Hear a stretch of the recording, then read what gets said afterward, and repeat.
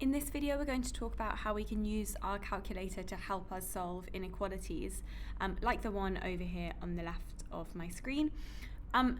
Although it's worth mentioning that really there's not a lot we can do when we're in test mode on our calculator for the IB exams, for example. You may see other videos with this calculator or similar calculators using the solve function, not the nsolve function, but the solve function to solve inequalities.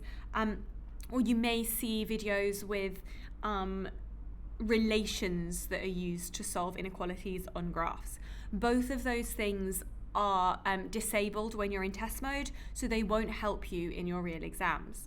So really all we can do is find our intersection points and find our solutions, and then use our brain a little bit to figure out the answer. So I'm going to just graph my function that's on the left side of this inequality, so x squared minus 3. And then I'm also going to graph the right hand side of my inequality, the 4. I want to know when this part on the left, the x squared minus 3, so the blue graph, when is its output, so its y value, greater than 4. So I can see if I find these intersection points, it's going to be either to the right of this intersection point or to the left of this intersection point. So menu, analyze, intersection, we'll just think about the one on the right.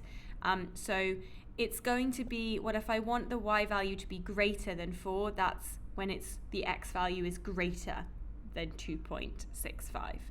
Similarly, if I find the intersection point on the left, and I get minus 2.65, it's also going to be when x is less than, so to the left of. You can imagine drawing a sort of vertical line through the intersection point and thinking about whether you look to the left or the right of that vertical line to see where the y value of your function is greater.